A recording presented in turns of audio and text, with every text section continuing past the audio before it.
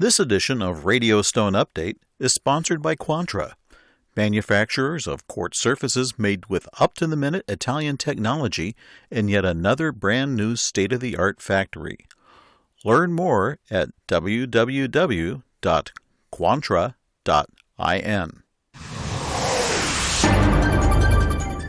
Hi, I'm Kay Shipper with the latest from Radio Stone Update. While Coverings 2022 wrapped up a successful run last week in Las Vegas, not all show organizers have been quite that lucky. The Xiamen International Stone Fair has been rescheduled from March to May because of an upsurge of COVID-19 in China. And now, Feria Valencia has moved to postpone Sebesama until early next year. Sebesama, an international ceramic and bathroom event, had been scheduled from June 13th through 17th. However, what organizers call, quote, the critical situation in the ceramics sector, end quote, makes such dates unfeasible, and they opted to move the show to February 27th through March 3rd, 2023. The show had already been rescheduled from its traditional February dates this year. The delay is being blamed on the uncertainty caused by Russia's invasion of Ukraine. The ceramic industry, which is the mainstay of the fair, has been dealing with an energy crisis that began in the middle of last year. With the outbreak of war, the prices of gas have spiked to levels that have already caused stoppages in production and furloughs of the workforce. Much of the clay used in the production of Spanish tile also comes from Ukraine, which has raised costs of raw materials and scrambled logistics. In addition, Russia is a large market for Spanish-made ceramic tile. Organizers report that while registration was up 25% from the previous show, exhibitors have been pulling out in sufficient numbers to make it unattractive to hold a 2022 event. In the meantime, organizers of the Xiamen International Stone Fair, the largest in the world before the pandemic, are keeping their fingers crossed that the event won't have to be postponed again due to COVID. In any case, the online Cloud Xiamen Stone Fair will continue, and organizers plan to be ready to open their doors on May 5th. At its 2019 show, Xiamen drew more than 150,000 stone professionals from 148 countries. In other trade show news, this time from Italy, Marmomac officials have announced they're moving ahead with preparations for the International Stone Show set for September 27th through 30th in Verona. This year's event is on a Tuesday through Friday schedule, which is expected to significantly grow numbers from last year's event. Also an improvement, Italy ended its COVID-19 state of emergency April 1st, reopening travel to the stone industry worldwide. The 2021 show suffered because of limited participation from several major stone-producing countries, including India and Brazil, due to entrance bans. Already, the show is seeing registration from India, South Korea, and Japan, as well as from Egypt and Europe. The online Marmomac Plus portal remains strong, with more than 800 companies from 35 countries renewing subscriptions. Digital attendees can consult company profiles and discover new products and trends in the stone market.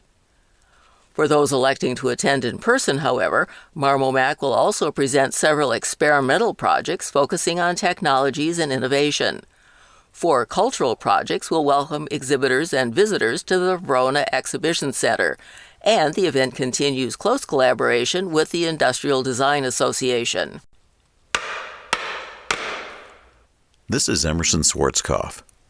The fate of the 25% tariffs imposed on most goods from China, including all hard surfaces, will remain unsettled until this summer, as a federal court opinion led to a kind of split decision between the U.S. government and a large group of U.S.-based importers.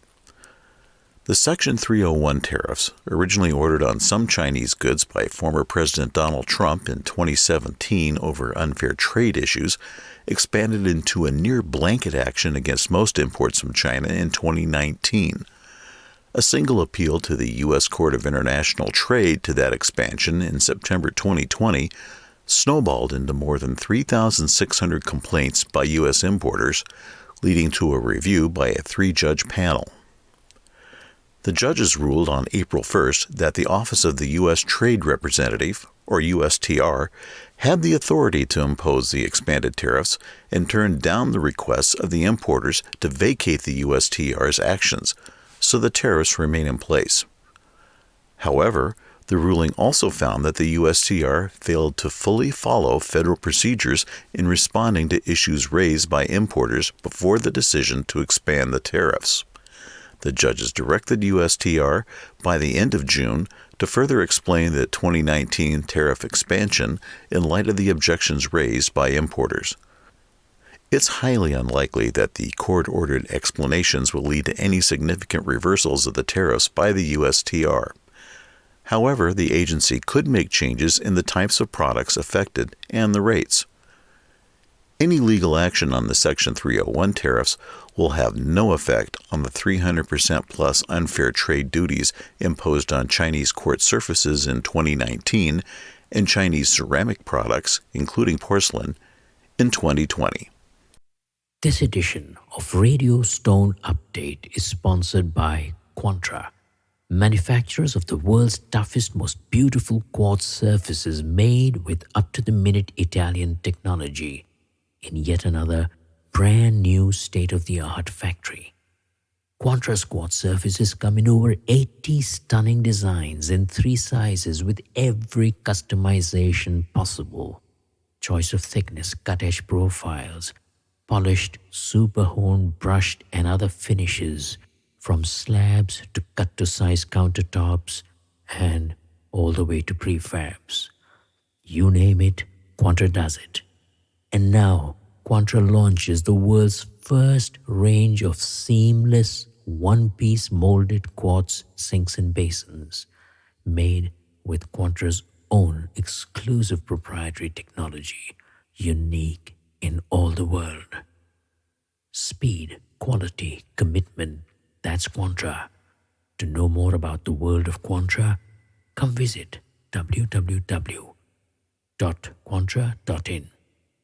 Surface manufacturer Lapitec SPA has announced the creation of a distinct U.S. presence.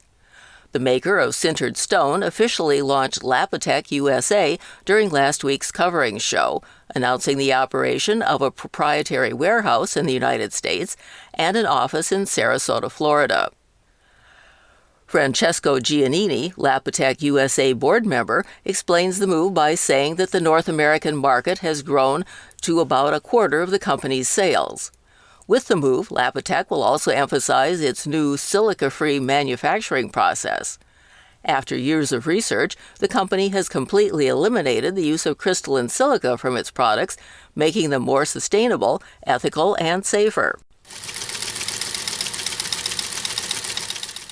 Cutting Edge Countertops of Perrysburg, Ohio, is acquiring Easyfit Products Incorporated in a move to serve the Ohio markets of Columbus and Dayton.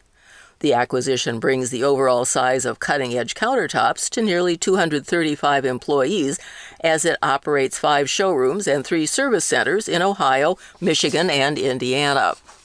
Easyfit, which is located in Delaware, Ohio, opened in 1989. The company fabricates and installs primarily natural stone and quartz, along with solid surface and laminate countertops from its 35,000 square foot facility. Cutting Edge Countertops co-owner and founding partner Brian Burns says his company is excited to finalize the acquisition. Burns says, quote, Easyfit appealed to Cutting Edge Countertops as part of our strategic growth plan, similar company values, service offerings, and more, end quote.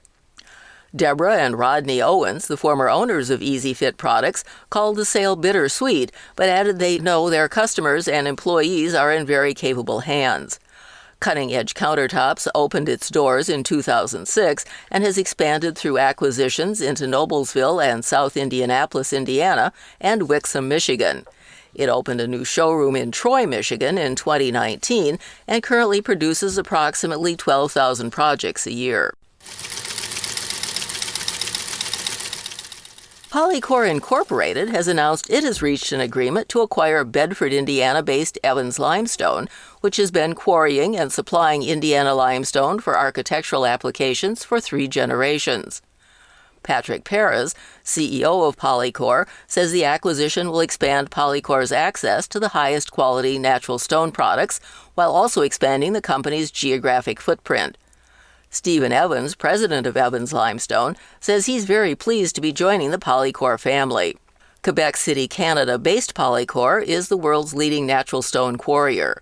The company employs more than 1,300 people and owns more than 50 quarries and 20 manufacturing plants in North America and Europe. Evans Limestone employs approximately 30 people and is a member of the Building Stone Institute and the Indiana Limestone Institute. Among other projects, the company supplied stone for the United States Holocaust Memorial. In other news from around the industry, Mosaic Companies, the parent company of Walker Zanger and Opus Stone, announced it is heavily investing in new product lines and deep inventory levels during the early months of this year. The company has already secured more than 2.5 million square feet, or 45,000 premium slabs coming to the United States and its showrooms. The aggressive decision to advance its initial purchase forecast, in some cases by more than double, doesn't come without its challenges. Finding adequate storage for all the materials is one of the puzzles Mosaic Company's logistics team is solving. Keith Denny, Mosaic Company's president, says, quote, "We want to ensure that we're prepared for whatever the future brings," end quote. Pacific Shore Stones has opened a new surfaces showroom and warehouse in Reno, Nevada. The new facility is the 16th for the company nationwide. The new location will serve the Reno-Sparks area, Carson Valley, Tahoe, Fernley-Fallon, Dayton, and the greater Cal-Neva area. Established in 2004, the North Hollywood, California-based Pacific Shores Stones has distribution centers in that state, as well as Arkansas, Oklahoma, and Texas. The new location will feature kitchen vignettes using natural stone and quartz while offering a large selection of natural stone slabs, including marble, granite, onyx, quartzite, soapstone, and travertine. Additionally, the company offers several major quartz brands, including Caesar Stone, Cambria, LX Houses, Compact, and Silestone, as well as Decton ultra-compact surfaces.